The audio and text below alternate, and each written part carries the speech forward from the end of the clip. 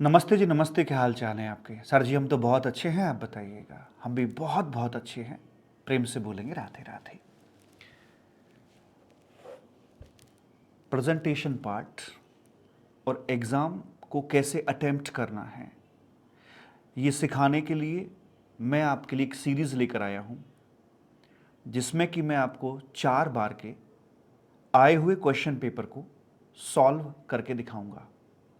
Question को कैसे पढ़ना है, कैसे लिखना है, क्या टेक्निक लगानी है जिससे कि हमारी गलती ना हो, वर्किंग नोट कैसे लिखने हैं। क्योंकि जब हम क्वेश्चन बैंक से क्वेश्चन आंसर कर रहे होते हैं तो वहाँ एक सीरीज़ के क्वेश्चन चल रहे होते हैं, एक चैप्टर के क्वेश्चन चल रहे होते हैं जो कि आपने ताज़ा ताज़ा पढ़ रखा होता है। यहाँ पर जब क्वेश्चन आते हैं आपके तो वो कभी इस चैप्टर से, कभी उस चैप्टर से, कभी मिक्स चैप्टर से, तो मिक्सिंग होती है पूरी। तो उस मिक्सिंग में आप कैसे अटेम्प्ट कर पाते हैं वो यहाँ पर देखना है।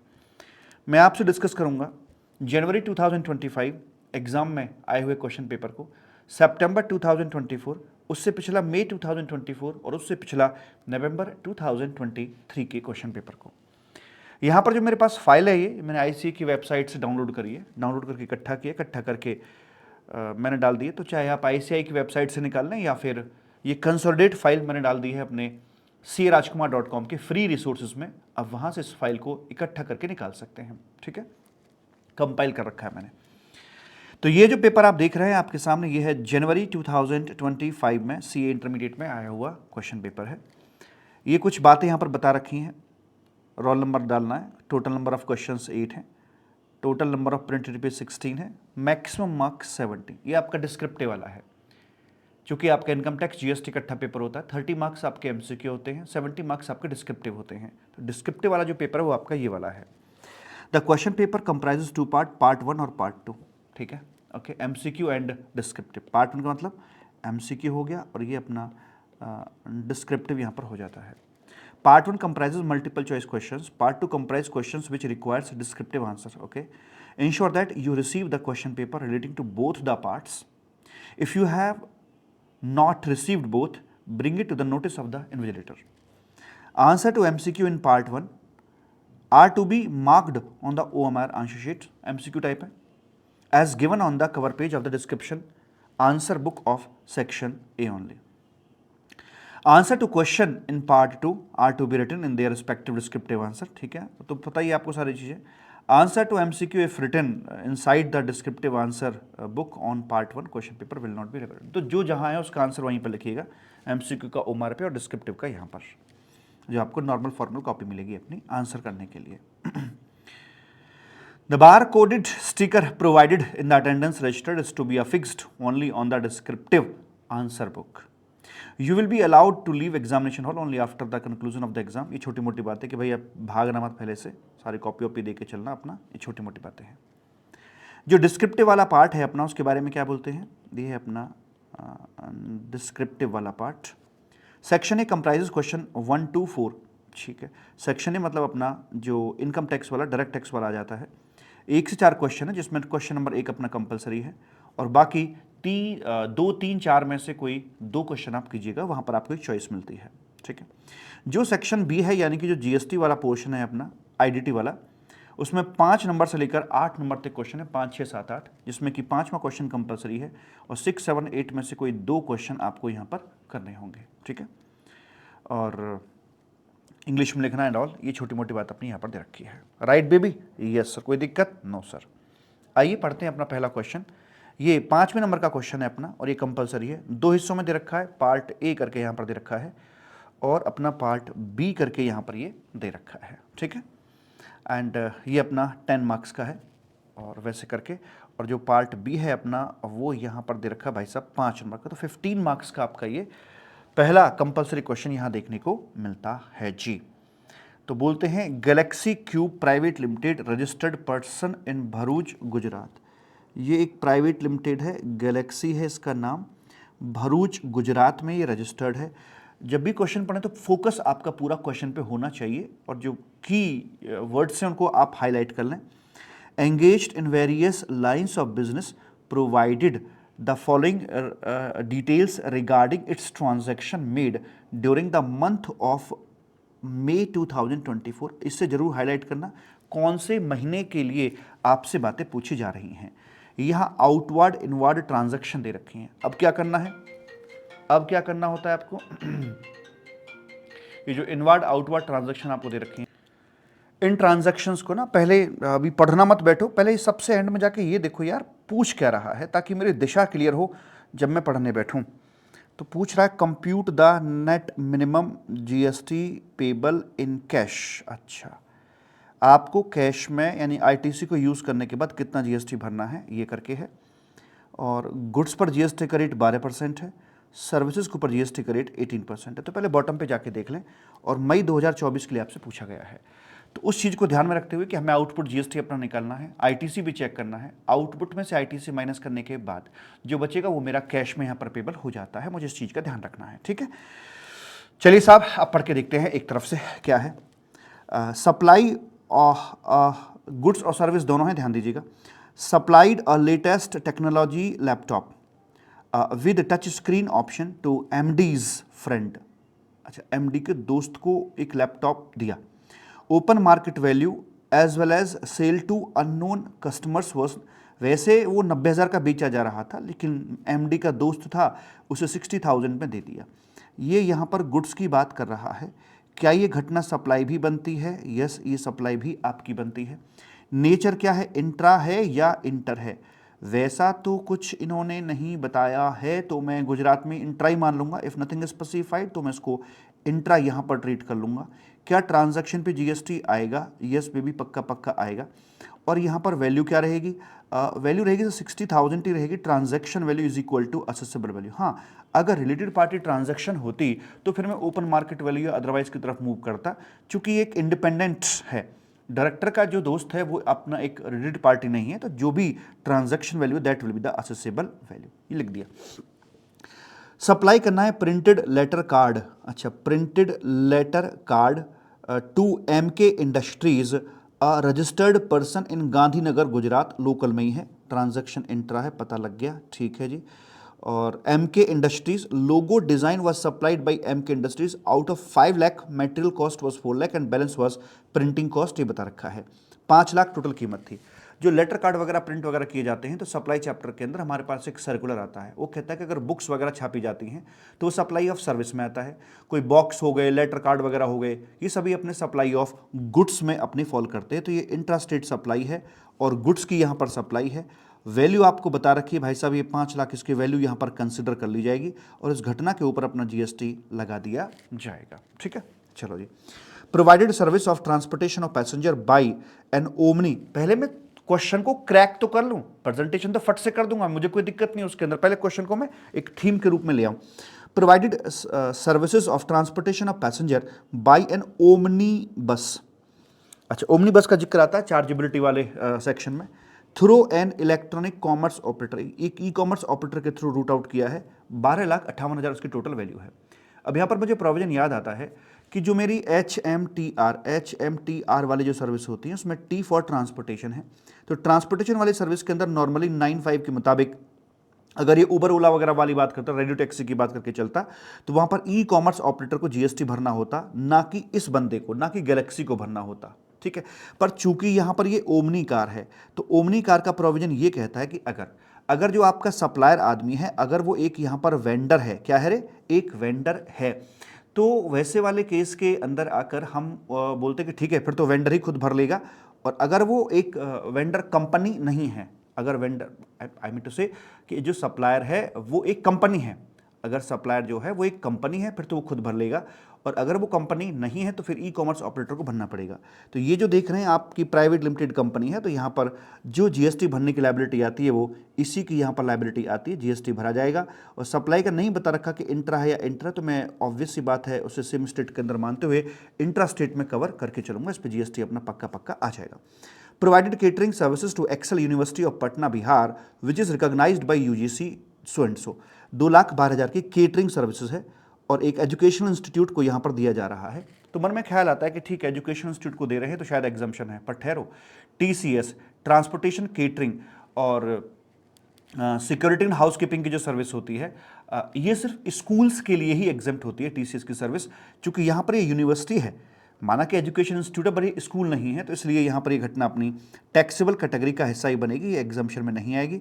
और ऑब्वियस सी बात है, मैं इसे इंट्रा स्टेट ही यहाँ पर ट्रीट करके चलूंगा। अच्छा, ये गुड्स है कि सर्विस है, चूंकि दोनों का रेट अलग अलग है ना, ये अपनी यहाँ पर सर्विस की बात करी जा रही है, तो उसका भी हमें यहाँ पर ध्यान रख के चलना पड़ेगा। और ओमनी बस वाले केस के अंदर भी हम लोग सर्विस की ही अपनी बात कर रहे थे, और पहले और दूसरे केस के अंदर हम लोग गुड्स की यहाँ पर चर्चा कर रहे थे। राइट बेबी, तो ठीक है जी। एंड तो मैं काम करता हूँ ना, गुड्स और सर्विस की पहचान मैं ऐसे कर लूँगा। गुड्स सर्विस की पहचान मुझे करने इसलिए ज़रूरी है कि 12% और सर्विस पर 18% का है, तो यहाँ पहले वाले में 12% आएगा, दूसरे वाले में 12% लगेगा, और यहाँ पर लगेगा अपना 18%, और यहाँ पर भी आ जाएगा अपना 18% का आ जाएगा। Made supply of goods in territorial water to Blue Water Incorporation registered in the state of Maharashtra. जो रेसिपिएंट है वो रजिस्टर्ड है महाराष्ट्र के अंदर, ठीक है। अच्छा जी, such place of territorial water was distance of 5 nautical mile to the base line of Gujarat. Gujarat से 5 नॉटिकल माइल की दूरी है, और इसका महाराष्ट्र से 7 नॉटिकल माइल की दूरी है। तो सेक्शन 9 ऑफ IGST एक्ट के मुताबिक वो बताया जाता है कि देखिए, यहाँ पर आकर ना हम उस जगह पर इसे मान के चलते हैं, उस प्लेस ओरिजिन हो या डेस्टिनेशन हो, उस स्टेट या यूटी में माना जाएगा जहाँ पर कि जो सबसे करीबी मामला जहाँ पर आ रहा होगा। तो चूंकि ये बता रहे हैं कि गुजरात 5 किलोमीटर है, सप्लायर भी गुजरात का है, प्लेस ऑफ सप्लाई भी गुजरात में जाके पड़ेगा, तो इसके लिए यहाँ पर आकर हम लोग बोलेंगे भाई साहब ये अपना प्लेस ऑफ सप्लाई चूँकि इसका गुजरात ही जाके पड़ेगा, तो सप्लाई अपनी इंट्रा स्टेट बन जाएगी। और यहाँ पर ये गुड्स की लोग अपनी बात कर रहे हैं, तो गुड्स का मतलब ये हो गया कि यहाँ पर 12% से हम लोग बातें करके चलेंगे, और ये अपना घटना टैक्सेबल हो जाएगी। हर एक ट्रांजैक्शन को पहले मैं क्रैक कर लेता हूँ। परचेज किया है goods from DK and company, registered purchase, ये अपनी इनवार्ड सप्लाई होगी। यहाँ से मुझे चेक करना व्हाट अबाउट ITC मिलेगा कि नहीं मिलेगा। चूंकि मैंने कंपोजिट डीलर से परचेज किया है, तो कंपोजिट डीलर ना तो GST मतलब लेते हैं, ना तो ITC बुक करते हैं, और ना इसका बायर ही ITC बुक कर सकता है, तो इसमें ITC की चर्चा नहीं करी जाएगी। एडिशनल इन्फॉर्मेशन की यहाँ पर बात करी गई है। During the course of filing invoices accountant identified N invoice dated इतना। मई के महीने के लिए पूछा जा रहा है, उसने during the course of filing, जब इनवॉइसिंग फाइल कर रहा था, अकाउंटेंट ने पाया कि एक इनवॉइस है जो मार्च का है, issued by Mahajan whose residential, Mahajan जिसका कि रेजिडेंशियल प्रॉपर्टी किराए पर ली गई थी, for MD of the company, यानी जो गैलेक्सी है जो आपका ये क्लाइंट है, इसके MD के लिए ली गई थी। यानी कि घटना आपकी, चूंकि ये B2B घटना थी, रेजिडेंशियल प्रॉपर्टी में B2B की बात होती है, तो डेफिनेटली वो अपना GST के दायरे में आता है, और वो RCM के अंदर फॉल कर जाता है। पर चूंकि इनवॉइस मिसिंग था, अब मई के महीने की एडिशनल इन्फॉर्मेशन दे रहा है, तो ऑब्वियस सी बात है मई के महीने में फाइंड आउट हुआ है, ये मई में फाइंड आउट हुआ है कि भाई ये भी इनवॉइस था। इनवॉइस वॉज 50 लाख का, ये 50,000 का ये इनवॉइस था, exclusive tax, no payment has been done, ना पेमेंट हुई है ना रिकॉर्डिंग हुई, कुछ हुआ ही नहीं इसका, तो कोई बात नहीं। अब जैसे आपको पता लगा है मई के महीने में आकर, आप इसकी डबल एंट्री कर देना। डबल एंट्री कैसे करते हैं, आपको ये पे भी करना होता है, आप इसका ITC भी क्लेम करके चलते हैं, आप दोनों काम यहाँ पे करते हैं, ठीक है। तो इसमें RCM के अंदर ये घटना घटित हो जाएगी, और पर GST का रेट चूंकि एक सर्विस है, तो सर्विस सेक्टर में अपना 18% का मैटर यहाँ पर चलता है जी। All the figures given are exclusive of GST है, all inward outward are intra state मानी जाएंगी, चलो अच्छी बात है। Except where details of place of supply are given, अगर कुछ स्पेशली ना दे रखा हो तो इंट्रा मानेंगे। Subject to the information given above, all the conditions necessary for ITC availed GST दिए। अब क्या करना है आपने ना, इस तमाम प्रकार की इंफॉर्मेशंस को ना पुट कर देना है अपने प्रेजेंटेशन वाले पार्ट के ऊपर आकर। तो यहां पर हम करने जा रहे हैं कॉम्प्यूटेशन ऑफ, यहाँ पर इसका क्वेश्चन नंबर 5 है, और 5 का A है। तो अब इसकी प्रेजेंटेशन कैसे देंगे, computation of GST liability for the month of May 2024 for Galaxy. For Galaxy के लिए हमें ये ढूंढ के चलना बाबू मेरे, फॉर गैलेक्सी के लिए। गैलेक्सी पूरा नाम क्या है इसका, गैलेक्सी कंपनी प्राइवेट लिमिटेड है, क्या नाम है इसका,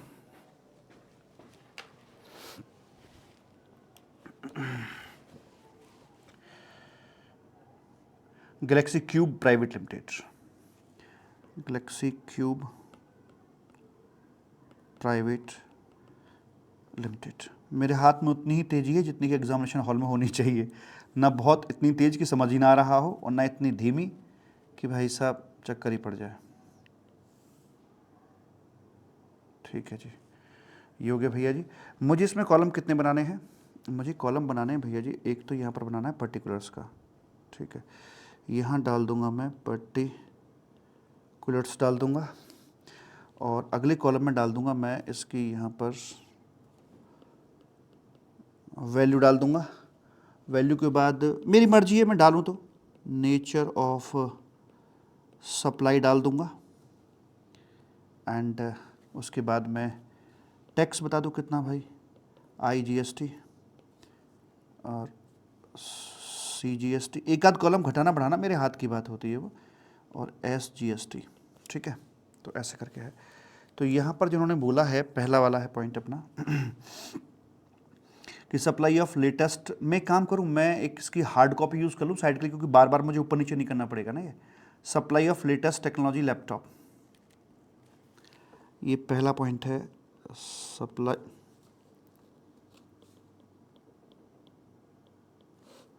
ये है supply of latest technology laptop to MD's friend.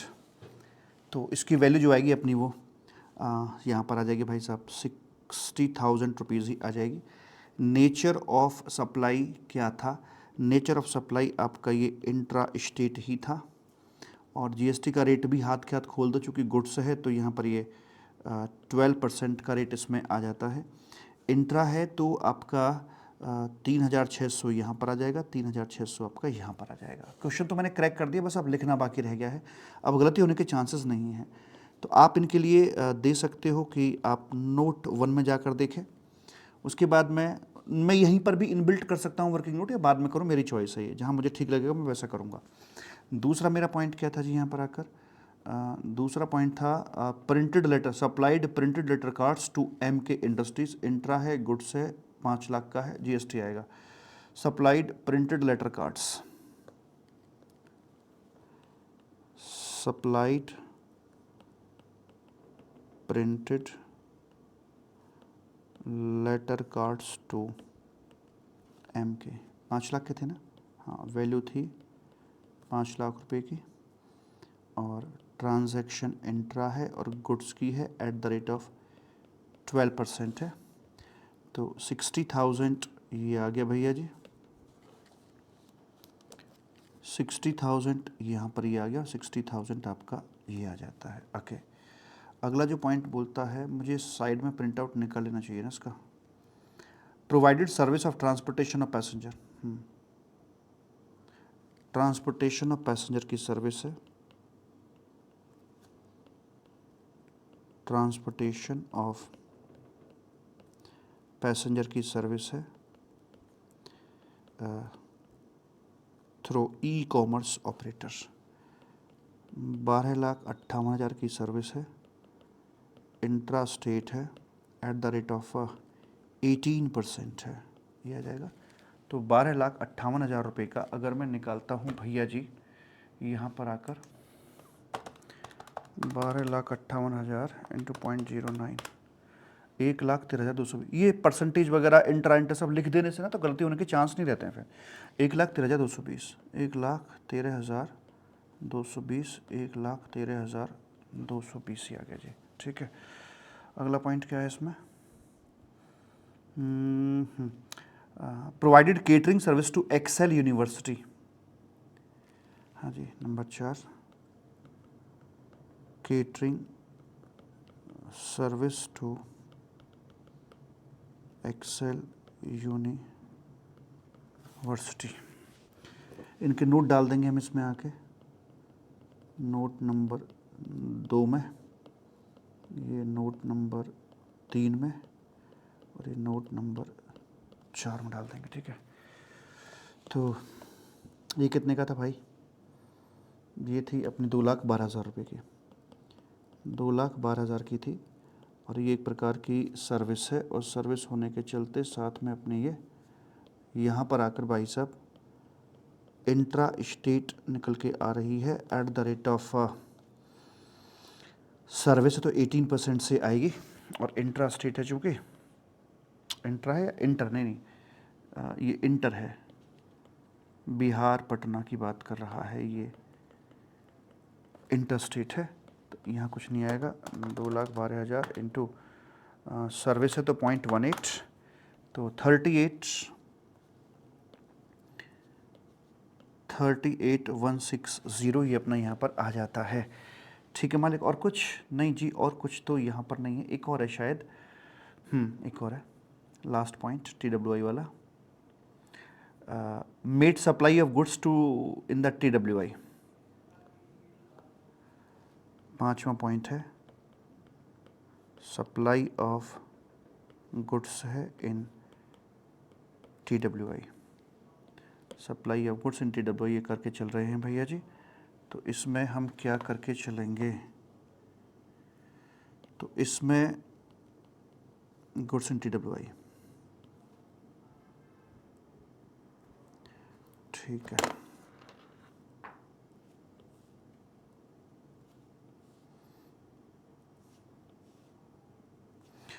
जी। तो इसमें ये अपना गुड्स है ही है, और वैल्यू क्या थी इसकी, सप्लाई ऑफ गुड्स की वैल्यू बनती थी यहाँ पर 4,50,000 रुपये की, 4,50,000 रुपये की वैल्यू आती है।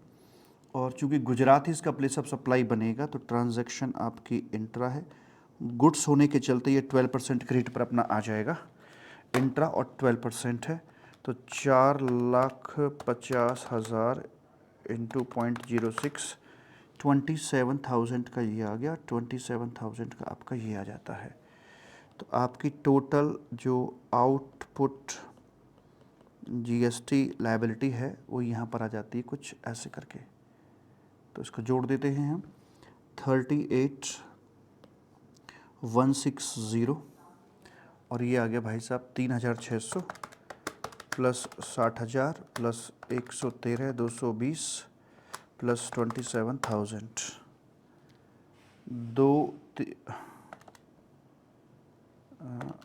36 इतना प्लस 60,000 प्लस 113,220 प्लस 27,000, कितना गए,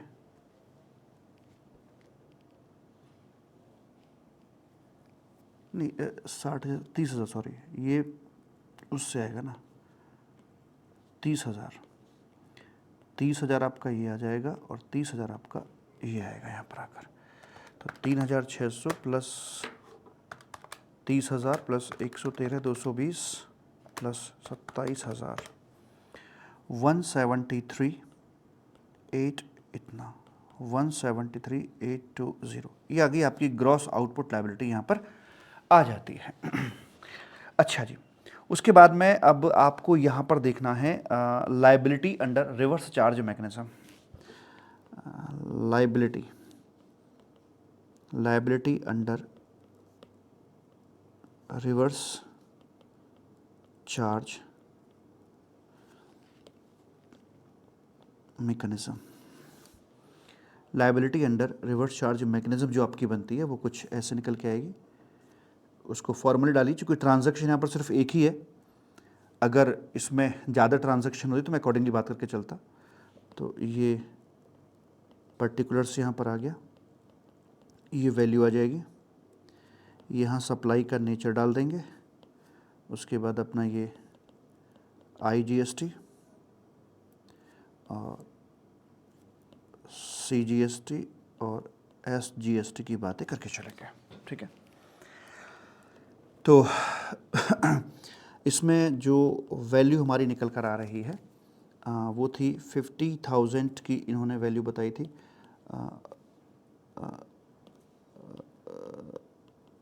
renting of residential property for MD के लिए ली है, दैट इज़ B2B ट्रांजैक्शन ये अपनी आ जाती है। वैल्यू बनती थी 50,000 रुपये की, सप्लाई का जो नेचर बनता है वो इंट्रा नेचर है, क्योंकि अगर कुछ पता नहीं रखा, और इंट्रा है तो सर्विस है तो 18% से आएगी। IGST यहाँ आएगा नहीं, 4,500 और 4,500 ऐसे करके आपका निकल कर ये आ जाएगा। ठीक है, यस सर, कोई दिक्कत नहीं है जी। उसके बाद इसका मैं टोटल कर देता हूँ, अगर कुछ और भी ट्रांजैक्शन होती तो मैं इसको यहाँ पर लाकर डाल देता। ठीक मालिक, यस सर, कुछ और भी ट्रांजैक्शन रहती तो उनको यहाँ पर लाकर मैं डाल देता जी। तो ये एक इनवॉइस छूट गया था, अब मई के महीने में पता लगा, तो ठीक है, जो भी करना वहीं कर दीजिए उसका। तो ये आ गया जी अपना यहाँ पर आकर 4,500, 4,500 ये आ गई liability under RCM, reverse charge mechanism. ठीक है, अब आपको यहाँ पर क्या करना है, अब आपको यहाँ पे बनाना है, आपको सेट ऑफ करना है, आपको सेट ऑफ करना है अपना जो लाइबिलिटी है और अपने लाइक ITC से जो भी आपका यहाँ पर बनता होगा। तो statement of set of, statement of set of मैं यहाँ पर बना देता हूँ। स्टेटमेंट ऑफ सेट ऑफ के लिए क्या करना होगा, वही अपनी पुरानी बात है भाई साहब, कि यहाँ पर मेरा पर्टिकुलर्स आ जाते हैं, और ये चूँकि ITC मेरे पास बस यही आएगा। ITC का भी स्टेटमेंट अगर मैं बनाता हूँ, क्योंकि लाइबिलिटी का स्टेटमेंट मेरा बन गया है, ITC का भी स्टेटमेंट अगर मैं बनाऊंगा तो ITC में सिर्फ एक ही है मेरे पास में। आपका हो तो मैं अलग से पूरा बनाता हूँ फॉर्मली, आप कहते हो तो हम बना देते हैं, हमें कोई दिक्कत वाली बात नहीं है, क्योंकि ट्रांजैक्शन ही एक है। तो ITC स्टेटमेंट के लिए यहाँ पर आ जाइएगा, और ये ऐसे करके ITC स्टेटमेंट, तो इसमें क्या था कि यहाँ पर ये पर्टिकुलर्स अपना आ जाएगा, ये पर्टिकुलर्स आ गया, यहाँ पर ये वैल्यू आ गई, और वैल्यू के साथ में अपना ये IGST हो गया भाई साहब, ये CGST हो गया, और यहाँ पर ये अपना SGST ऐसे करके आ जाता है। ठीक है, अब इसमें जो पॉइंट दे रखा है वो क्या है, रेंटिंग ऑफ प्रॉपर्टी है, और वो आपकी अंडर जो रिवर्स चार्ज है उसकी हम लोग बात कर रहे हैं। 50,000 की थी, इंट्रा थी, तो 4,500 और 4,500। एक दूसरी ट्रांजैक्शन यहाँ पर और दे रखी थी, क्या था वो, कि आपने शायद परचेज़ किया है उससे आगे, मेरे पास फाइल मैं यहाँ से खोल लेता हूँ। परचेज़ किया था गुड्स डीक and company, purchase from composite dealers, आपने परचेज़ किया था फ्रॉम कंपोजिट डीलर से, माल की वैल्यू थी 3,35,000 रुपये, और यहाँ पर आप जो बोलेंगे भाई साहब CGST एजेंट कुछ भी नहीं आएगा निकल के, कोई ITC वगैरह की उस पर बात नहीं करी जाती, क्योंकि आपने वहाँ से परचेज़ किया है, बस ये दो ही ट्रांजैक्शन थी। तो इस तरीके से आपका जो ITC बैलेंस निकलेगा वो कुछ इस तरीके से निकल जाएगा यहाँ पर आकर, ये जी अपना ये रहा ITC, कुछ ओपनिंग वगैरह होता उसको भी यहाँ पर डाल देता मैं, ITC बैलेंस 4,500 और 4,500।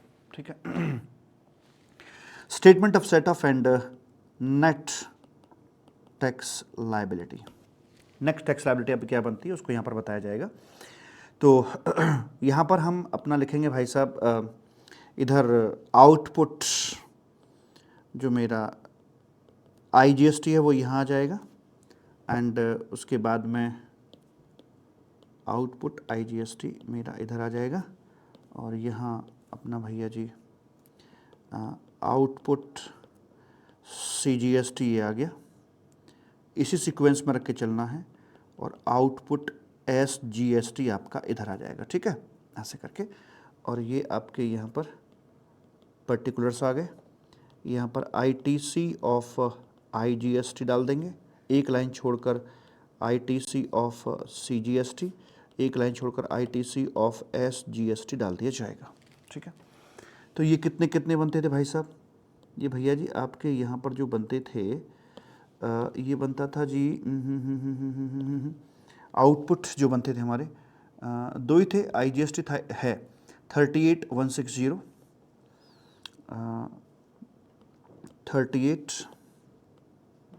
38,160 और 173,8 20 173,820 173,820। आईटीसी इसका कितना बनता है हमारा, ये तो था ही नहीं हमारा, ये तो अपना नीले भैया जी।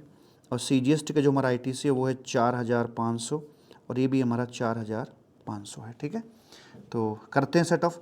तो ये तो कुछ है ही नहीं, तो अब जो सीजीएसटी, तो सीजीएसटी का फर्स्ट ऑफ ऑल इस्तेमाल किया जाएगा खुद के लिए, बचेगा तो आईजीएसटी के लिए। ठीक है जी, तो वैसे करके यहाँ पर बोल दिया जाता है मालिक। तो इसमें अगर हम देखते हैं तो सीजीएसटी पहले 4,500 अपना यहाँ पर इस्तेमाल हो जाएगा, यहाँ कुछ नहीं पूरा लग गया, और ये भैया जी यहाँ से 4,500 ये अपना यहाँ पर अप्लाई कर दिया जाएगा। ठीक है, ओके। अब ये बचेगा आपका यहाँ पर नेट आउटपुट जीएसटी लायबिलिटी आपकी आती है 38,160, और ये इसमें से 173 और 820 प्लस माइनस 4500 169,320 अब एट द एंड, क्योंकि डबल एंट्री होती है ना, मैंने आईटीसी भी क्लेम किया उसका एड, मैं रेड पेन से लिख रहा हूँ, आप मत लिखना रेड पेन से। ठीक है, तो यहाँ पर ऐड करना है आपने क्या भला, liability under RCM to be paid in cash, ये आपकी कैश में पे करनी होगी जी। ठीक है, तो कितनी लाइबिलिटी बनती है, यहाँ कुछ नहीं थी, वो थी अपनी 4,500 यहाँ की थी 4,500, और 4,500 की लाइबिलिटी आपकी यहाँ की थी। ठीक है ना, तो ऐसे करके आ जाएगा जी अपना, एंड उसके बाद ये है आपकी final liability to be paid in cash, final liability जो कि आपकी पेड इन कैश यहाँ पर निकल कर आएगी। तो 38,160 और ये उतना ही आ जाएगा 173,820 173,820। तो पहले पॉइंट में क्या करना है आपको ना, क्लैरिटी होनी चाहिए, ताकि जब आप लिखने बैठे तो आपको कोई कन्फ्यूजन ना रहे कि मैं कहाँ करूँ क्या करूँ। तो पहले क्वेश्चन को क्रैक कर लीजिए, और क्वेश्चन को क्रैक करने के बाद में ना, क्वेश्चन को क्रैक करने के बाद ही आप उसे फिर आगे सॉल्व करने के लिए बढ़ें बाबू मेरे। ठीक डन सर। सर इसके वर्किंग नोट रह गए हैं, हाँ वर्किंग नोट रह गए हैं इसके, अभी कहो तो मैं लिखूं, हाँ सर लिख दीजिए। ठीक है जी, अब चूंकि मुझे समझाना पड़ रहा है तो समय ज़्यादा लग रहा है ना, अगर मुझे समझाना नहीं पड़ेगा तो मैं इसको और जल्दी कर सकता हूँ। और वैसे भी मैं कहूँगा कि इसमें ज़्यादा समय आप लेके चलें, पहला क्वेश्चन होता है ना मतलब बड़ा वाला, तो इसमें गलती होने के चांस रहते हैं। तो यहाँ पर मैं डाल देता हूँ वर्किंग नोट्स में डाल देता हूँ, हर एक बात का लॉजिक बता देता हूँ। तो पहले पॉइंट के अंदर वो पूछ रहा था कि भाई लैपटॉप जो है वो 60,000 पे क्यों आया। एज जो लैपटॉप है, laptop given to unrelated party, so इसलिए transaction value will be the assessable value. ठीक है, उसका पीछे की रीजनिंग लिख दी मैंने। नंबर 2, समय को भी ध्यान में रखना होता है, ये नहीं कि आप लिखते चले जाओ 10 नंबर के लिए ही।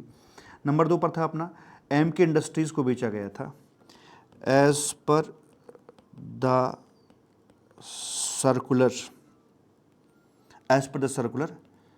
issued by CBIC,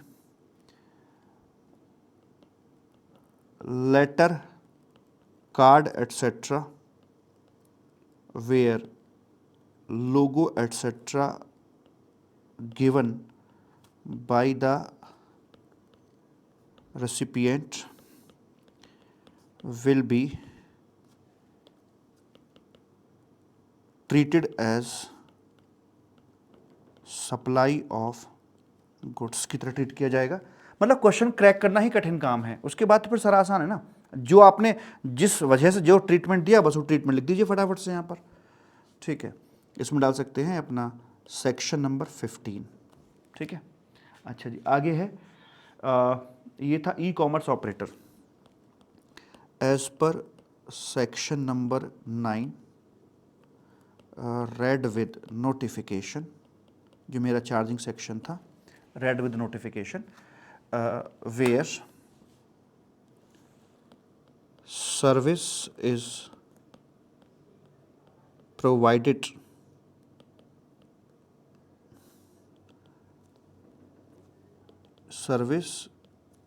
of passenger transportation is provided through e-commerce operator and supplier is a company, then the company liable to pay GST। Company को ही जीएसटी में भरना पड़ेगा। अगला था Bihar Patna university catering service provided to school will be exempted only if it is provided to university, then it will be taxable. ये taxable आपकी हो जाएगी। एंड उसके बाद में आगे है it will be taxable. And finally TWI वाला point, as per section 9 of IGST Act, place of supply in TWI shall be taken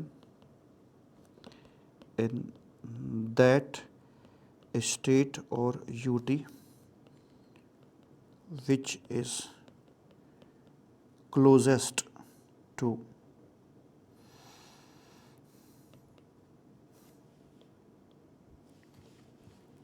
which is in which state or country which is closest to TW, closest to that point in the given case it is Gujarat. Hence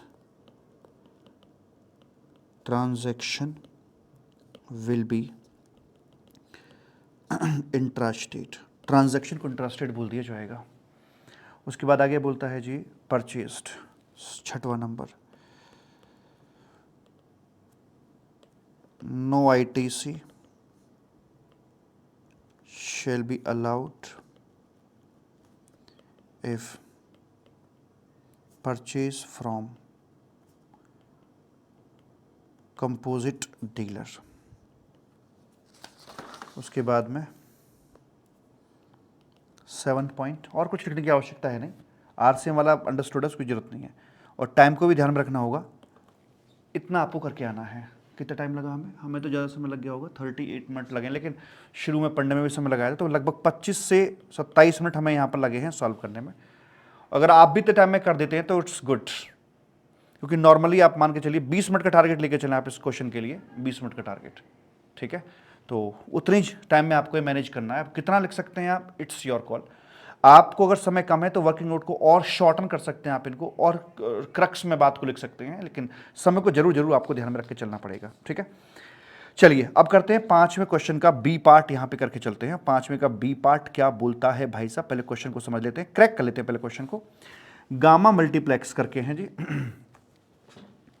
और ये cinema hall है, एक cinema hall है भैया जी, भैया जी cinema hall है एक। Gamma multiplex registered in the state of Punjab gives the following offers for booking movie tickets. क्या क्या? टिकट ओनली, अगर कोई टिकट लेता है तो 200 रुपये पर पर्सन है। कॉम्बो ऑफर लेता है तो 350, विच बस पहले क्वेश्चन के बाद अब सब आसान मामला है आपके लिए। 350 पर person which includes 200 for ticket and 150 for snacks, ठीक है जी। स्नैक्स ओनली लोगे तो ये पड़ेगा अपने यहाँ पर रखा। देखो टिकट ओनली तो ऑब्वियस सी बात है यार, ये अपना सर्विस के अंदर ही इसको क्लासीफाई किया जाएगा, ये सर्विस में ही क्लासीफाई हो जाएगी। कौन सर्विस? वो इस सिनेमा वाली सर्विस में आ जाएगा। कॉम्बो ऑफर के अंदर हमारे पास एक सर्कुलर आया था, इसमें बोलते थे कि स्नैक्स और ये लिया जा रहा है, तो इसको भी हम सिनेमा के अंदर ही अपना क्लासीफाई करके चलेंगे। स्नैक्स है तो स्नैक्स को स्नैक्स में ही अपना क्लासीफाई किया जाएगा, ठीक है। तो वैसे करके तो पहला वाला भी सिनेमा, दूसरे वाला भी सिनेमा और तीसरे वाला स्नैक्स में ही अपना ये आएगा, ओके, ठीक है। क्या बोलते हैं इसके बारे में आगे, और आगे बोलते for the month of April 2024 gamma multiplex situated in Punjab made the following supplies. 10,000 ticket बेच दिए इन कॉम्बो ऑफर में, ये टिकट ओनली 2,500 और ये इतना स्नैक्स ओनली। जीएसटी क्रेडिट ये रहे, स्नैक्स पे 5% का है, एग्जीबिशन सिनेमा पे 18% का है। You are required to determine the following by explaining the relevant provisions. Rate of GST जो भी to be applied when combo supply is made, rate of GST to be applied when snacks are sold in multiplex. हाँ, gross GST payable by Gamma, तो कितना इनको gross GST यहाँ पर payable होगा। तो एक आसान क्वेश्चन है और बेसिकली क्लासिफिकेशन पर बेस्ड आपका एक क्वेश्चन है। तो क्वेश्चन नंबर जो अपना 5 है, 5 का जो बी पार्ट है उसको हम लोग डिस्कस करने के लिए बाबू मेरे जा रहे हैं।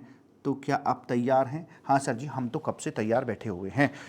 तो लो भैया, अभी इसमें थोड़ा ये सोच लीजिए कि इसमें कैसे कैसे किया जाएगा, क्योंकि देखो जो स्नैक्स है उस पर 5% है और उन पे अपना आ जाएगा भाई साहब 18%, उन दोनों पर आ जाएगा, सिनेमा पे 18% आ जाएगा।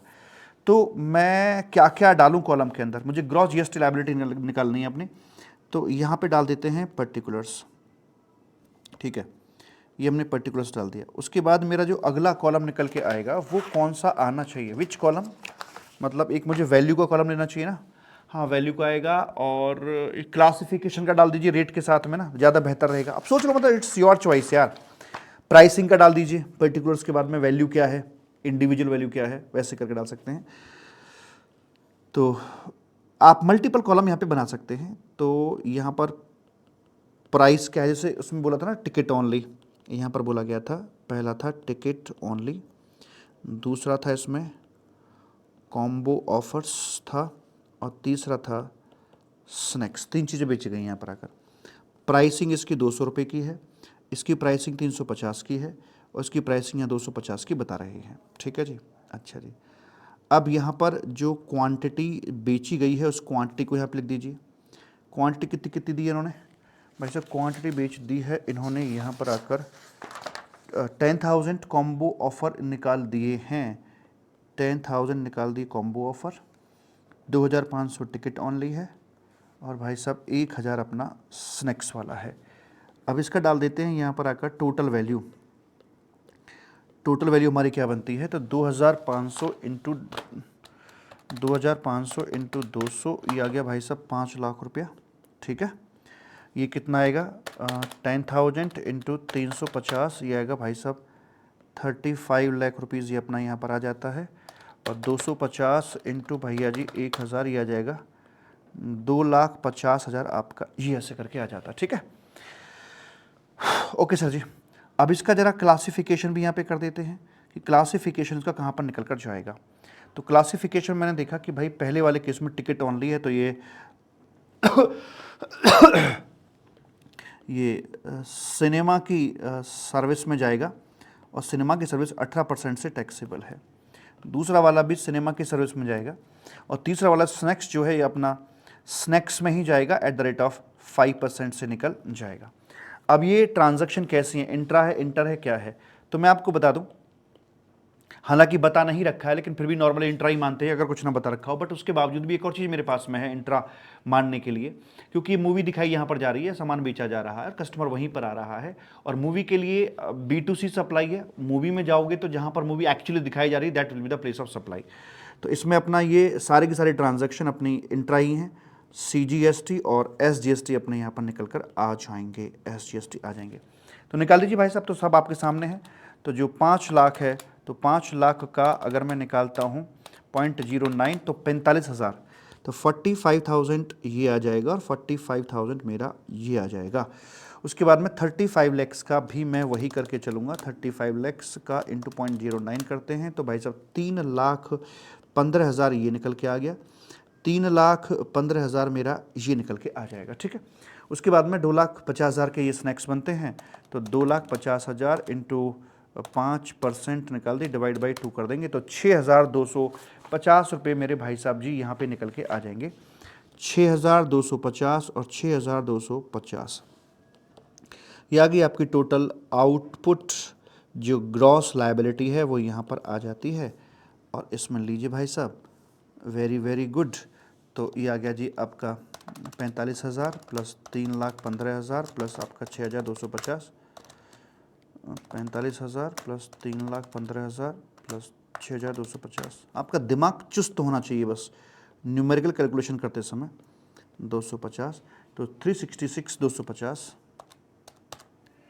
हाँ जी 366 250, ये इसका आंसर यहाँ पर आ जाता है। ऐसे करके नोट डालना चाहो बस एक का नोट डाल सकते हैं यहाँ पर आकर कि जो अपने कॉम्बो ऑफर्स हैं, note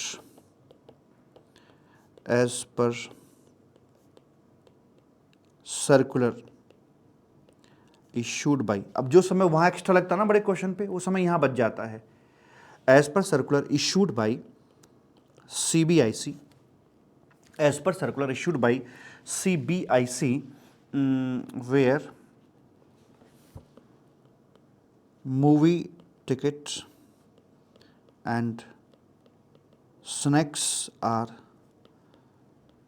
supplied in a combo offer, it will be treated as natural या composite supply, composite supply and cinema exhibition will be the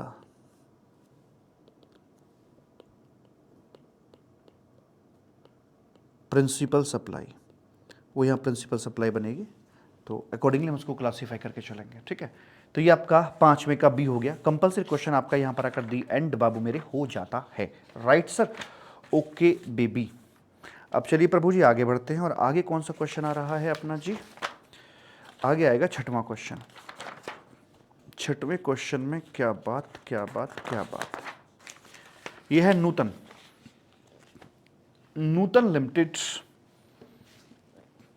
limited registered person in Indore, निकालें ये रहा।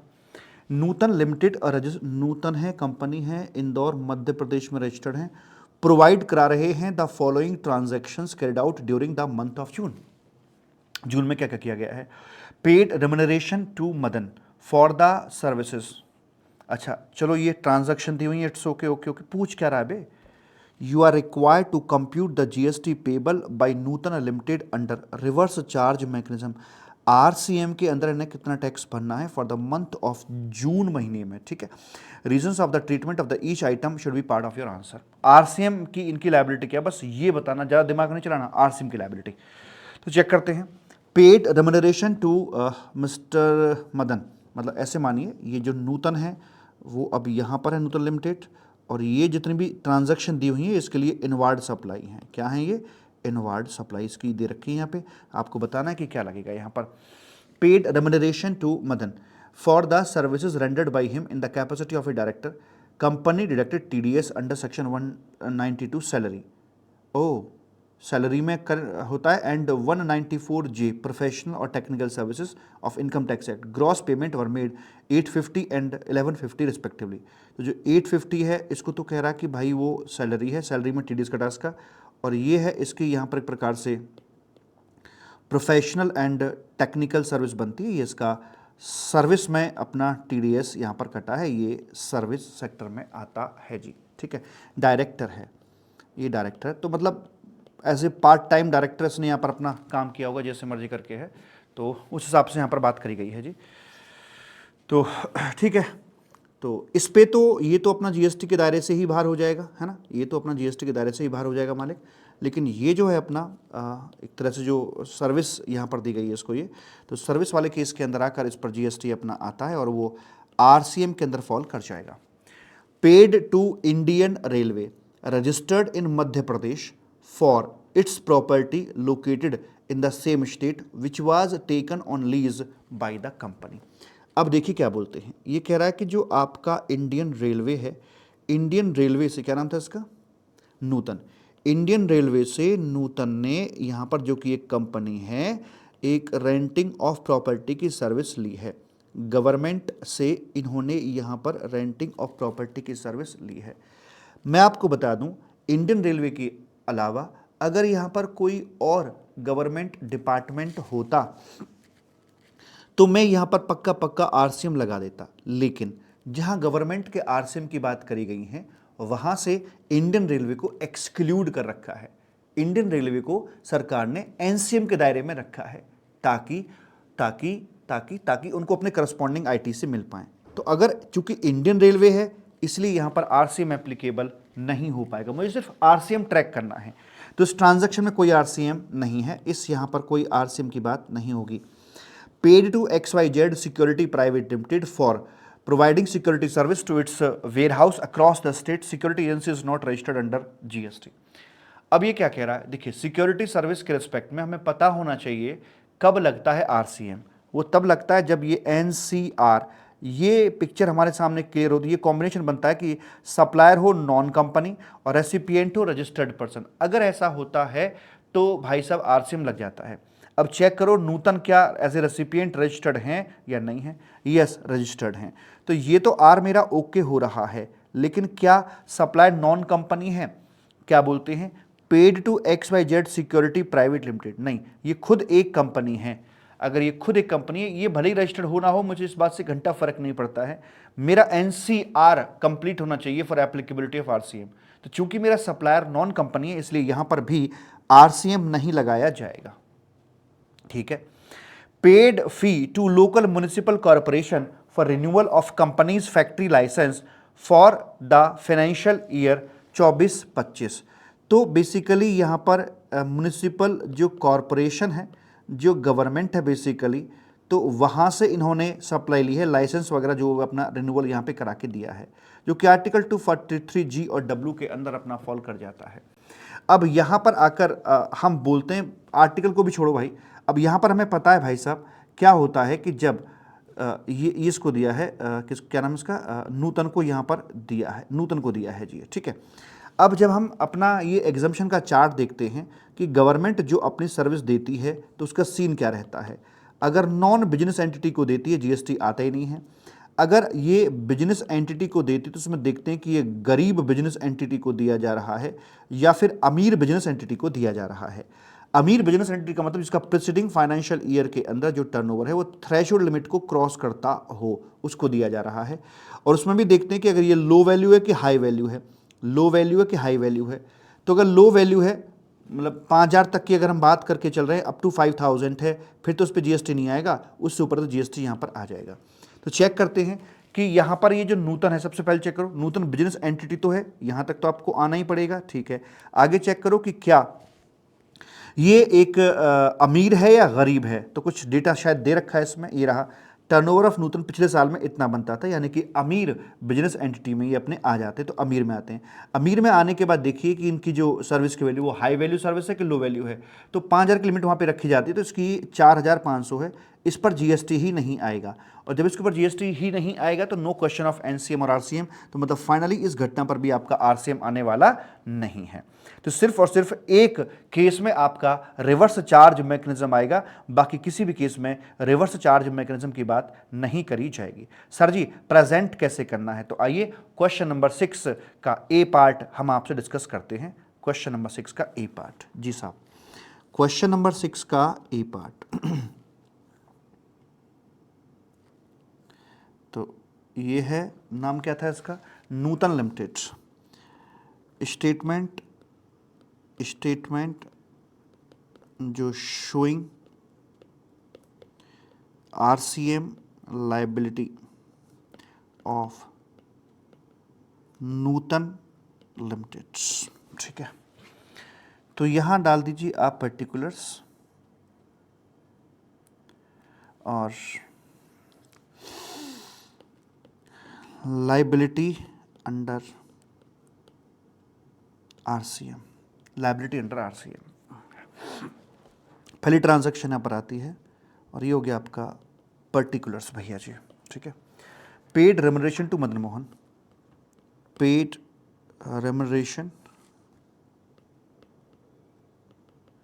टू जो डायरेक्टर मदन है, तो जो आपने दिया है यहाँ पर एज सैलरी रुपीज़, इसका वर्किंग नोट इनबिल्ट कर देते हैं इसके अंदर, बड़ा क्वेश्चन नहीं है ना, इनबिल्ट कर देते हैं। As salary rupees 8,50,000 which is not a supply, which is not a supply. मैं वर्किंग नोट साथ में दे सकता हूँ या बाद में दे सकता हूँ। Which is not a supply as per schedule 3 के मुताबिक सप्लाई नहीं है, hence no GST shall be there. उसके बाद में दूसरा है as professional and technical fee. Professional technical fee rupees हैं इस पर 11,50,000 की बात करी गई है, and which is liable to GST, which is liable to GST. अब इस पे एनसीएम आएगा या आरसीएम आएगा? तो अगर ये in the capacity of director दी गई है तो भाई फिर तो इस पे आरसीएम आना तय है ही है। लेकिन अगर चूंकि जैसा बताया है कि उसको सैलरी मिलती है, साथ में एक्स्ट्रा सर्विस दी हैं, तो अगर मुझसे मेरी ओपिनियन मांगोगे ना, माय पर्सनल ओपिनियन, इसके ऊपर आरसीएम नहीं लगना चाहिए, इसके ऊपर एनसीएम लगना चाहिए।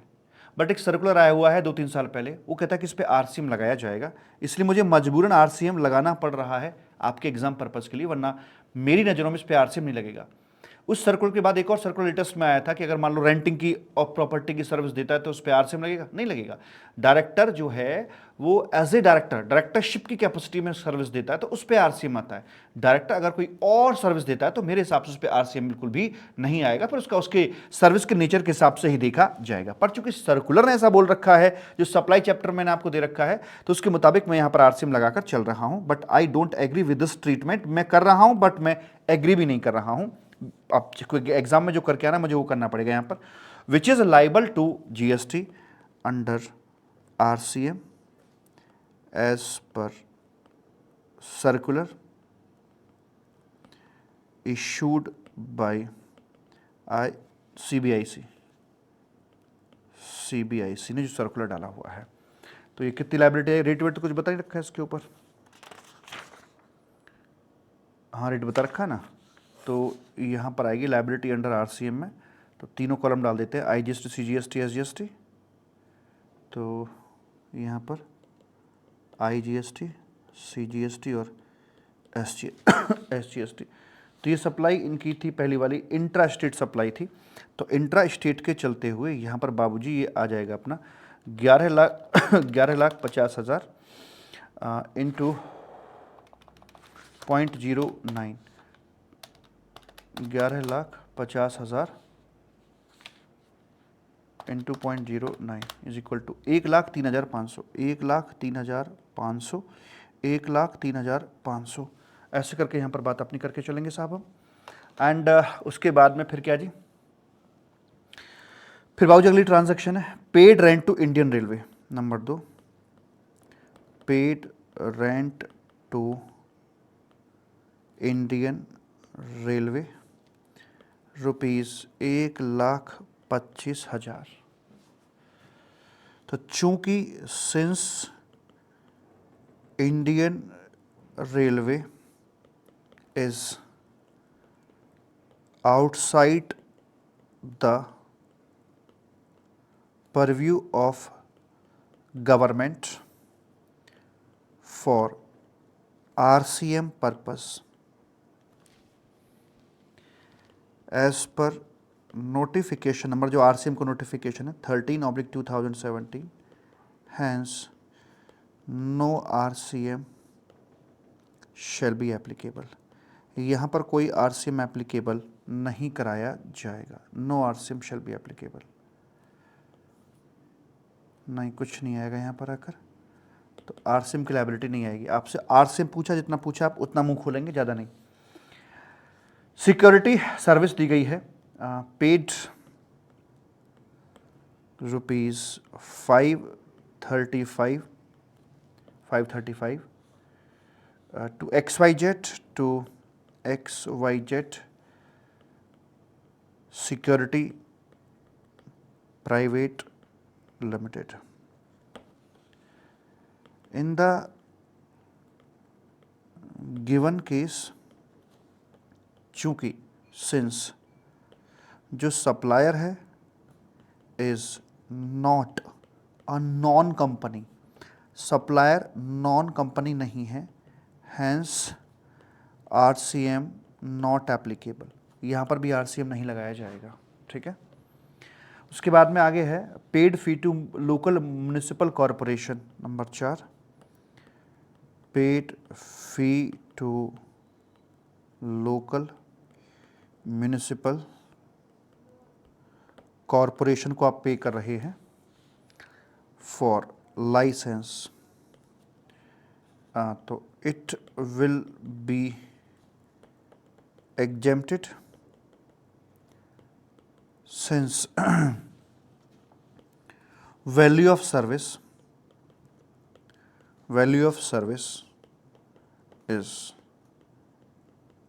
below 5,000, तो यहाँ GST की बात ही नहीं होगी, काम खत्म। तो टोटल जो आपका आएगा, टोटल लाइबिलिटी अंडर जो RCM निकल के आएगी वो सिर्फ वही आएगी 103,500, 103,500, 103,500, 103,500। Right baby? यस सर, कोई दिक्कत? No sir. तो ऐसे करके आपका ये यहाँ पर हो जाता है मालिक काम ये। और अब बढ़ते हैं अपने अगले क्वेश्चन की तरफ, जो है 6th का बी करके जी, 6th का, हाँ 6th का बी करके आएगा जी अपना जी, 6th का B, determine the place of supply.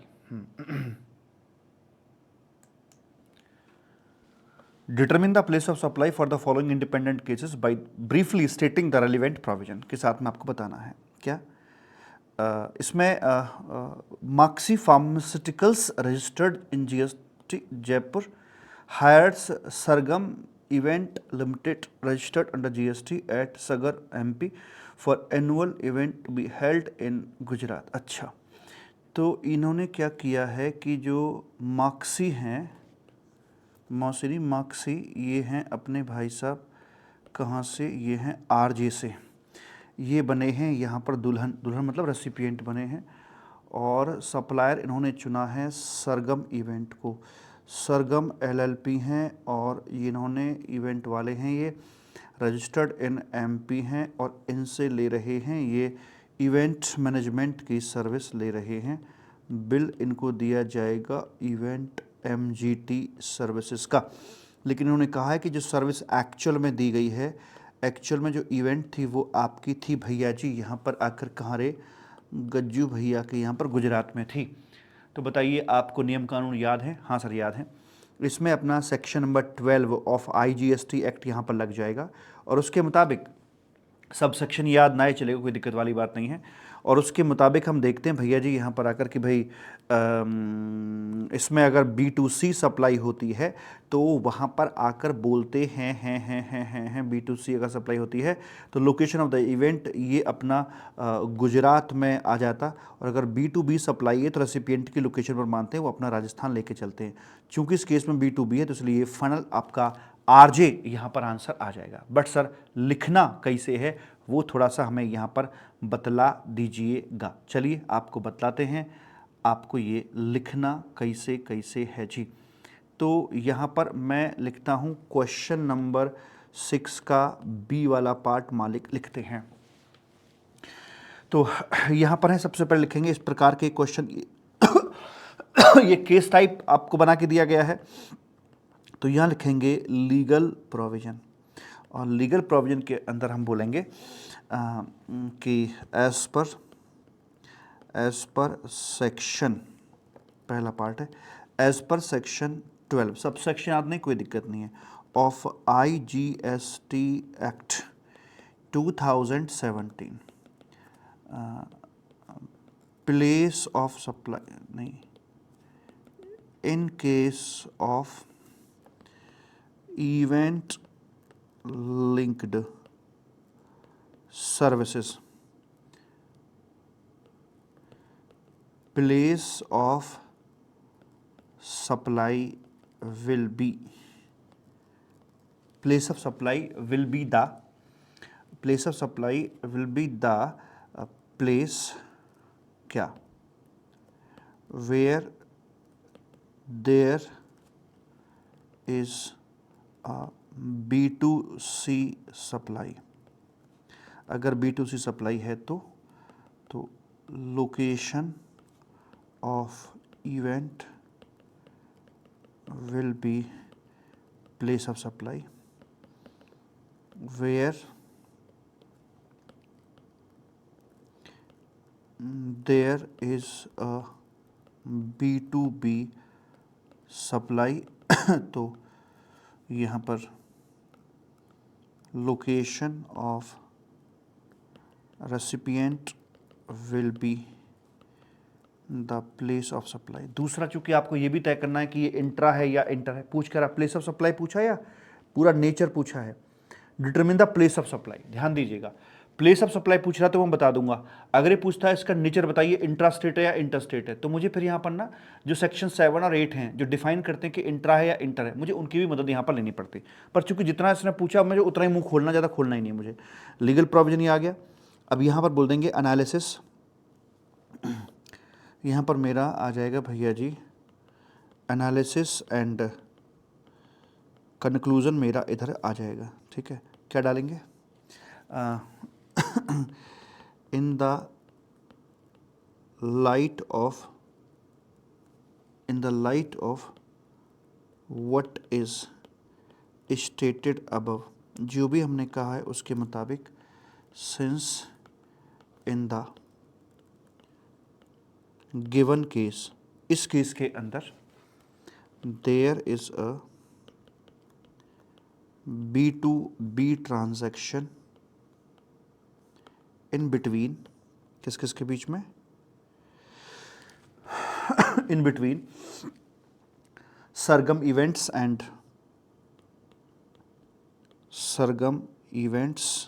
And Maxi pharmaceuticals. So place of supply will be the location of recipient, that is Rajasthan, Jaipur Rajasthan, Jaipur Rajasthan यहाँ पे रखवाया जाएगा। इसका आंसर से कर देंगे हम। अगला क्वेश्चन क्या है? अब क्वेश्चन नंबर 6 का बी का सेकंड नंबर, 6 के बी का सेकंड नंबर है, तो पढ़ के देखें। चले? Yes sir. ये राजी PSL a registered person, PSL a registered person है भैया जी ये, in Chandigarh Punjab, order from CMR limited a registered person in Ranchi Jharkhand for delivery of the goods to MHT limited. अच्छा, रजिस्टर्ड पर्सन रांची झारखंड, ये required to determine the place of supply. अच्छा, ये CMR है यहाँ पर झारखंड में, ठीक है, और डिलीवरी ऑफ गुड्स ये, अच्छा जी, ये जो है बंदा चंडीगढ़ पंजाब का है, मीडिएटर बीच वाला जो बंदा है, एंड जो जिसके लिए उन्होंने लिया है वो कहाँ का बंदा है भाई? MHT वाला है ये, और ये भी अपना झारखंड का ही है। तो इसमें कैसे हुआ है? बिलिंग यहाँ से यहाँ हुई है, बिल टू इसको हुआ है, बिल टू इसको हुआ है, और शिप टू यहाँ पर कर दिया गया है। Bill to ship to model है। तो यहाँ पर 2 ट्रांजैक्शन देखने को मिलती हैं। सेम चीज़ मैंने आपको क्लास में करा रखी है एज इट इज़। इस पर 10(1)B लगेगा, bill to ship to model का, गुड्स की बात कर रहे हैं। इस पर नॉर्मल अपना 10(1)A ही लगेगा, क्योंकि ये वाला bill to ship to model नहीं है। बिल टू शिप टू से बोलते हैं जब बिलिंग कहीं एक जगह पर जा रही है, शिपिंग कहीं और जा रही है, दोनों की अलग अलग दिशाएं होती हैं। लेकिन जहाँ बिलिंग भी वहीं, शिपिंग भी वहीं है, तो फिर वो bill to ship to model में नहीं आता है। तो जो पहला वाला है 10(1)B के मुताबिक, तो यहाँ प्लेस ऑफ सप्लाई लिया जाता है अपना लोकेशन ऑफ द रेसिपिएंट, जो कि चंडीगढ़ यहाँ पर निकल कर आ जाएगी, जो कि चंडीगढ़ एक यूनियन टेरिटरी में अपना आता है। एंड उसके बाद में जो 10(1)(a) की हम बात करते हैं तो उसमें बोलता है कि प्लेस ऑफ सप्लाई जो होगा वो आपका डिलीवरी प्लेस यहाँ पर होता है, और जो डिलीवरी प्लेस है वो है यहाँ पर झारखंड। ठीक है, तो पहले वाली ट्रांजैक्शन में चंडीगढ़ और दूसरी वाले में झारखंड आ जाएगी। लिखेंगे कैसे इस चीज़ को, आइए देखते हैं। तो 10(1)(b) के मुताबिक तो सबसे पहले लिखनी है हमें यहाँ पर आकर लीगल प्रोविजन मेरा यहाँ पर क्या दे रखा है। तो चूंकि मेरा सेक्शन 10(1)(a) और 10(1)(b) का इस्तेमाल किया गया है, तो पहले चूंकि मेन 10(1)(b) है, तो as per the provisions of section 10(1)(b), 10(1)(b) के मुताबिक 10(1)(b) के मुताबिक क्या बोलते हैं, where there is a supply of goods under bill to ship to model में अगर हो रही है, bill to ship to model में अगर हो रही है, तो देन प्लेस ऑफ सप्लाई जो लिया जाएगा will be the place of recipient. दूसरा, एज पर सेक्शन 10(1)(a) पूरा लिख सकते हैं ऑफ IGST एक्ट के मुताबिक, where there is a movement of goods, जहाँ पर कि गुड्स का मूवमेंट अपना हो रहा है, where there is a movement of goods, then place of supply of goods will be the place where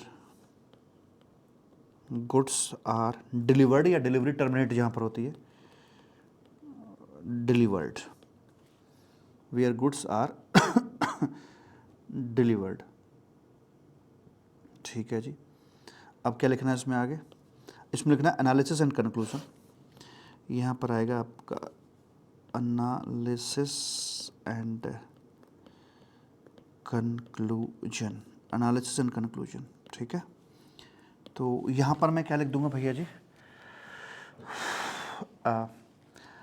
the transaction in between PSL limited and CMR limited falls करती है under section 10(1)(b), hence place of supply will be the location recipient, that is Chandigarh यहाँ पे रखी जाएगी। ठीक है, yes sir. और जो आपकी next transaction, the transaction held in between PSL limited and MHT limited falls under section 10(1)(a), hence the place of supply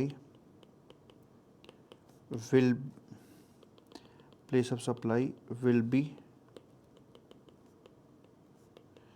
the delivery place, that is कहाँ डिलीवर किया गया था, झारखंड में। झारखंड आपका यहाँ पर ये आ जाएगा मालिक। इस प्रकार से आप इसका आंसर यहाँ पर लिख सकते हैं, प्रेम से बोलेंगे राधे राधे। ठीक है मालिक, ये भी हमने निपटा दिया है। आइए अब 7वें क्वेश्चन की तरफ मूव करते हैं। अब 7 और 8 दो बचे हैं। अब 6, 7, 8 में से कोई 2 करने होते हैं आपको। आप बताइए जौन सा कहेंगे हम तो वो करके आपको दिखा देंगे जी। सर 7वां ही कर दो, चलो ठीक है 7वां ही कर देते हैं, क्या दिक्कत है। 7वां क्वेश्चन कर देते हैं। 2 पार्ट है इसके। Rameshwar industries is engaged in manufacturing. चलिए क्वेश्चन नंबर भैया जी 7 ये रहा आपका। Rameshwar industries is engaged in the manufacturing semiconductor in Assam. Assam में है, मैन्युफैक्चर कर रहे हैं भैया जी ये goods. It makes only intrastate, supply भी इंट्रास्टेट करके चल रहे हैं। Following details have been made available by Rameshwar industries. ठीक है, डेट धंधा शुरू किया 14 मार्च को, 10 लाख पार कर गए 29 मार्च को, 20 लाख यहाँ पार कर दिए, 40 लाख यहाँ पार कर दिए। Date of application for registration, registration के लिए अप्लाई किया इन्होंने यहाँ। ये आपको चेक करना है कि ये जो अप्लाई किया है क्या ये टाइम से अप्लाई किया है, नहीं किया है, कौन सी लिमिट लगती थी, कौन सी नहीं लगती थी, वो सब आपको देखना है यहाँ पर। और जो आरसी इशू कर दी गई है आपकी वो 29 मार्च को यहाँ पर इशू कर दी गई है। Based on the above information you are required to determine the following by briefly इतना इतना। इफेक्टिव डेट ऑफ रजिस्ट्रेशन क्या रहेगी पहले आपको ये बताना है। ठीक है, दूसरा period for which revised invoice, कौन से पीरियड के लिए रिवाइज इनवॉइस डाल सकते हैं, और रिवाइज्ड इनवॉइस डालने की समय सीमा क्या होगी। तो बड़ा आसान सा क्वेश्चन है ये। तो आपको सबसे पहले ये चेक करना है कि जो भाई इनकी एप्लीकेशन है, क्योंकि हमें एप्लीकेशन के बारे में पता है कि रजिस्ट्रेशन की एप्लीकेशन अगर टाइमली दे दी जाती है विद इन 30 डेज ऑफ जिस दिन आप लायबल हुए थे, तो आपका जो रजिस्ट्रेशन है that will be effective from day 1, मतलब जिस दिन आप लायबल हुए थे। अदरवाइज वो आपका जिस दिन आरसी मिलती है वहाँ से एप्लीकेबल होता है। जहाँ तक सवाल है रिवाइज्ड इनवॉइस का, तो उसके लिए सेक्शन नंबर जो अपने इनवॉइस के चैप्टर में हम लोग पहुँचते हैं, सेक्शन नंबर जो 30 आता है अपना, उसके अंदर वो बोलता है भाई कि देखो ऐसा है कि आप प्री आरसी पीरियड के लिए, मतलब इफेक्टिव डेट ऑफ रजिस्ट्रेशन से लेकर जिस दिन आपको आरसी मिली है इस पीरियड के लिए आप 1 महीना from the date of having receiving RC, 1 महीने के भीतर भीतर रिवाइज्ड इनवॉइस आप डाल सकते हैं। ये मुझे पता है कंटेंट। अब चेक मुझे ये करना है, सबसे पहले देखो कि भाई इसके ऊपर लिमिट कौन सी एप्लीकेबल हो रही है, 10, 20 या 40। अब मुझे पता है जो लिमिट्स के लिए मेरे पास में आते हैं अंडर सेक्शन 22 जो मेरा आता है, तो पहले मैं रफली चेक कर लूँ भाई अपना मेरा कहाँ तक मैं सही हूँ कहाँ तक गलत हूँ। 10, 20, 40 की बात जो करते हैं वो क्या बोलते हैं, मणिपुर, मिजोरम, नागालैंड, त्रिपुरा, ये कुछ नहीं है, 10 की लिमिट एप्लीकेबल नहीं होगी। इसमें अरुणाचल प्रदेश, उत्तराखंड, मेघालय, सिक्किम एंड तेलंगाना, पुडुचेरी, यहाँ से भी आप कुछ नहीं कर रहे हैं। तो आप यहाँ पर आइए, यहाँ चेक करना पड़ता है एक्सक्लूसिवली गुड्स में कर रहे हैं, सर्विस में कर रहे हैं, मिक्स कर रहे हैं, क्या कर रहे हैं। तो कह रहा है कि सिर्फ और सिर्फ सेमी कंडक्टर बना रहा है और वो भी इंट्रा स्टेट कर रहा है, वो भी इंटर स्टेट भी नहीं है कि मैंडेटरी रजिस्ट्रेशन में आ रहा हो। तो भैया इसके लिए लिमिट रहेगी आपकी 40 लाख की लिमिट यहाँ पर एप्लीकेबल हो जाएगी। तो थ्रेशोल्ड लिमिट जब इसकी 40 लाख रुपए है तो यहाँ पर आपको एप्लीकेशन देनी बनती है, अप्लाई यहाँ पर कर देना चाहिए था, यहाँ से 30 डेज के भीतर भीतर आपको कर देना चाहिए था। अब देखिए क्या आपने टाइमली किया है, 28 अप्रैल से अप्रैल मई, यस आपने टाइमली कर दिया है यहाँ पर आकर। सो आपकी जो इफेक्टिव डेट बनेगी, इफेक्टिव डेट आपकी यही बन जाएगी 28 अप्रैल। और आपको आरसी मिली है यहाँ तक, तो ये जो आपका पीरियड दे रखा है ये पीरियड है आपका प्री आरसी पीरियड। 28 अप्रैल से लेकर 29 मई तक के इस पीरियड के लिए आप रिवाइज्ड इनवॉइस डाल सकते हैं। कहाँ तक, 1 महीना from the date of having RC. आप 29 मई में 1 महीना जोड़ दीजिए तो 29 जून तक आप इसमें अपना इनवॉइस डाल सकते हैं। थ्रेशोल्ड लिमिट आपकी 40 लाख की है, इफेक्टिव डेट ऑफ रजिस्ट्रेशन आपकी 28 अप्रैल है और टाइमली आपने रजिस्ट्रेशन कर दिया है। और आप 28 अप्रैल से लेकर 29 मई तक के पीरियड के लिए 29 जून तक अपना रिवाइज्ड इनवॉइस दे सकते हैं। ये तो निकाल दिया मैंने, इस क्वेश्चन को क्रैक कर दिया है। हाउ टू प्रेजेंट, अब प्रेजेंट करने के लिए मुझे यहाँ पे देखिए क्या करना पड़ेगा, लीगल पोजीशन में क्या क्या डालना पड़ेगा पहले वो चेक करते हैं। एक तो मुझे लिमिट के लिए डालनी पड़ेगी कि लिमिट कौन सी एप्लीकेबल होती है, कैसे कैसे करके होती है, ठीक है, एक लिमिट के लिए डालनी पड़ेगी। और दूसरा मुझे डालना पड़ेगा इफेक्टिव डेट ऑफ नोटिफिकेशन क्या होती है, एक लिमिट के लिए, एक इफेक्टिव डेट के लिए और एक मेरा रिवाइज्ड इनवॉइस के। 3 प्रकार की लीगल प्रोविजंस मुझे यहाँ पर डालने पड़ेंगे मालिक। तो आइए देखते हैं, लिखते हैं यहाँ पर आकर क्वेश्चन नंबर जो मेरा 7 है, 7 का ए पार्ट यहाँ पर लिखते हैं और यहाँ पर डालते हैं सबसे पहले अपना लीगल प्रोविजन मेरा क्या दे रखा है। हाँ हाँ, एप्लीकेबिलिटी ऑफ 5 नंबर का क्वेश्चन है तो उसको ध्यान में रखते हुए कीजिएगा। एप्लीकेबिलिटी ऑफ थ्रेशोल्ड लिमिट्स कि मेरे ऊपर कौन सी लिमिट एप्लीकेबल होती है। तो इसमें बोलते हैं as per section number 22 of CGST Act if any person is making supply of goods only from any state or union territory other than 10 specified states, अगर जो 10 स्पेसिफाइड स्टेट हैं, दैट इज फॉर एग्जांपल जैसे Manipur, Mizoram, Uttarakhand etcetera, जो 10 हैं, 4 वो 6 वो, इनसे करता है, then limit of 40 lakh will be applicable. Time को ध्यान में रखते हुए इफेक्टिव आंसर आपको लिखना है। तो आपके ऊपर 40 लाख की लिमिट यहां पर अप्लाई कर दी जाएगी, ठीक है। और क्या लिखना था? Effective dates. Effective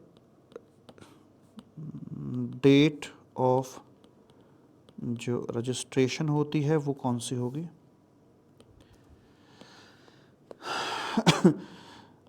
as per the provisions, अगर सेक्शन नंबर याद ना हो तो क्या करें?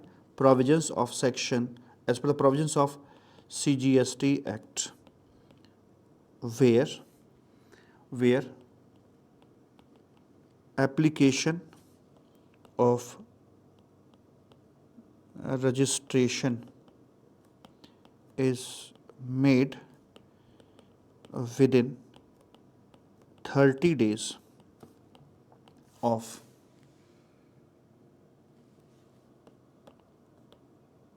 crossing the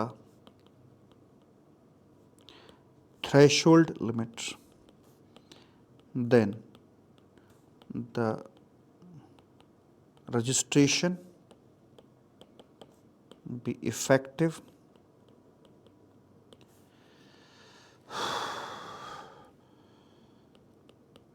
from the date of crossing threshold limit. जिस दिन हमने थ्रेशोल्ड लिमिट क्रॉस करी थी, ये वहीं से अपना यहां पर कंसिडर किया जाएगा। तीसरा था रिवाइज्ड इनवॉइस का पॉइंट, यहां पे रिवाइज्ड इनवॉइस, रिवाइज्ड इनवॉइस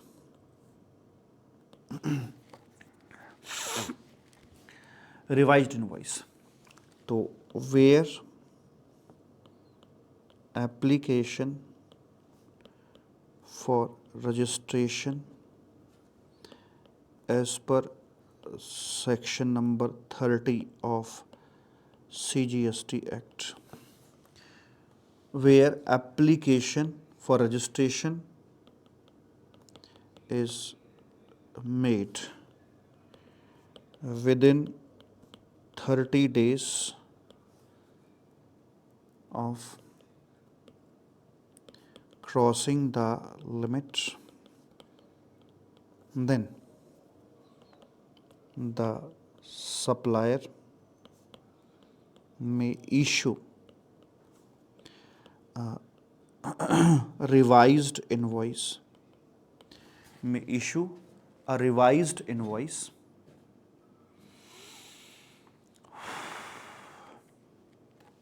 तीस इकतीस कर देते इसको यहाँ पे, may issue the revised invoice for the period starting from effective date of registration till the date of granting registration certificate, वो भी within 1 month, within 1 month of, within 1 month of, within 1 month of, within 1 month of granting registration certificate, registration certificate grant करने के इतने समय के भीतर भीतर से कर दिया जाएगा। ठीक है जी। अब आइए यहाँ पर analysis and conclusion, analysis and conclusion पे आ जाते हैं बाबू मेरे। In the light of what is stated बाबू, in the light of what is stated above, effective date of registration क्या रहेगी?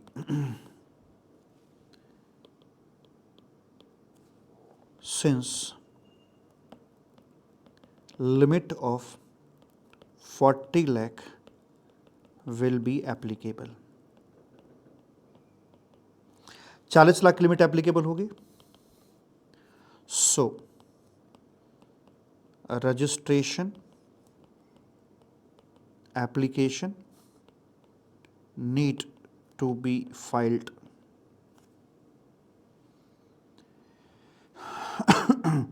registration application need to be filed